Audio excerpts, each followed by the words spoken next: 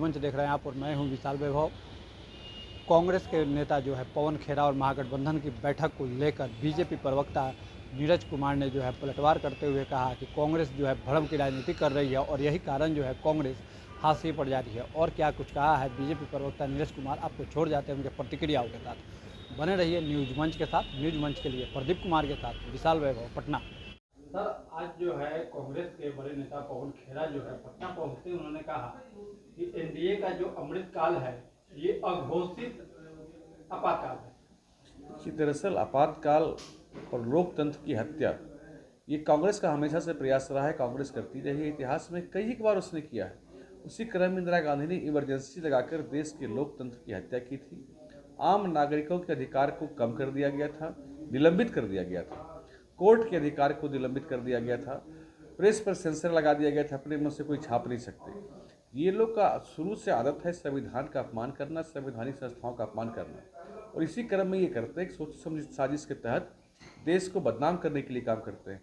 मोदी जी के शासन काल में ऐसी कहीं कोई प्रेस पे बाध्यता नहीं है, कहीं कोई कोर्ट सरकार के खिलाफ ही फैसला देता है तो हम लोग उसको मानते हैं। इसलिए उनका ये सरासर झूठ बोलते हैं, गफलत भ्रम फैलाने की बयानबाजी। और यही कारण है कि कांग्रेस चूंकि भ्रम की राजनीति में पड़ गई है, ठोस मुद्दों की बात नहीं करती, आज कांग्रेस हाशिए पर जा रही है। आज तक महागठबंधन के भी प्रेस वार्ता का आयोजन किया गया था पटना में तेजस्वी यादव के आवास पर। वहां भी सर कहा गया है चुनाव आयोग को लेकर कि जो चुनाव आयोग है केंद्र सरकार का जो है 3 बंदर में से एक बंदर चुनाव आयोग है। चुनाव परिणाम इनको पहले से मालूम है कि चुनाव में ये हारने वाले हैं, इसलिए अभी से अपनी हार का ठिकरा ये कभी चुनाव आयोग पर, कभी ईडी पर, कभी सीबीआई पर, कभी इनकम टैक्स पर और कभी कोर्ट पर ये फोड़ते रहते हैं। क्योंकि उनको मालूम है कि चुनाव हारेंगे तो अपने कार्यकर्ताओं में, अपने परिवारजनों के बीच अपना चेहरा बचाने के लिए इस तरह की ओछी बयानबाजी कर रहे हैं। दरअसल कांग्रेस की सोची समझी से एक साजिश है। इनको विदेशी फंडिंग इसके लिए मिलता है कि देश के संविधान को और देश के संवैधानिक संस्थाओं को बदनाम करो, और ये करने के काम ये लगे। हाथ में संविधान लेकर राहुल गांधी तो घूमते हैं, लेकिन दरअसल इनका मकसद होता है कि संविधान का अपमान करो और संवैधानिक संस्थाओं को अपमानित करो, उसको नीचा दिखाओ, और देश में ही नहीं विदेशों में जाकर के उस तरह की बयानबाजी करते हैं जो कि देशद्रोह की श्रेणी में आता है।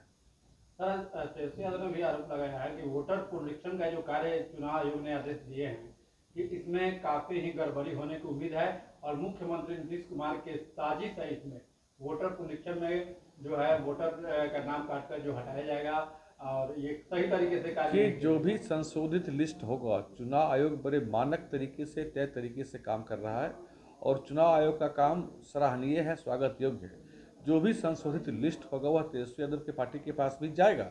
उनको जब ऑब्जेक्शन करना होगा तब ऑब्जेक्शन वो करेंगे। अभी कल्पना के आधार पर बातें करना कि चुनाव आयोग गड़बड़ी करेगा, साहब बिहार की डेमोग्राफी खराब हो चुकी है बांग्लादेशी घुसपैठ के कारण से, तो क्या उसको ठीक करना, जेन्युइन वोटर को वोट डालने और जो फर्जी वोटर हैं वोट नहीं डालें, ये चुनाव का काम नहीं है।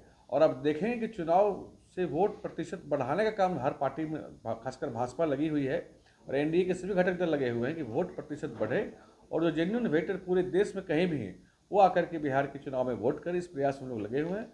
हाँ, फर्जी वोटर का वोट नहीं पड़ना चाहिए। ये दरअसल ये लोग फर्जी वोटर के जरिए ही सरकार बनाना चाहते हैं। पश्चिम बंगाल की सरकार ममता बनर्जी हो, बिहार में तेजस्वी यादव की सरकार हो, ये लोग फर्जी खुलता था ना लालू जी के ज़माने में, जिन्न निकलता था। ये लोग फर्जी वोटर वाले लोग हैं, इसलिए फर्जी वोटरों से इनको बहुत प्यार होता है, लेकिन जब सही काम होता है तो इन्हें परेशानी होती है। वही परेशानी इनको आज हो रही है। सर, एक आखिरी सवाल होगा।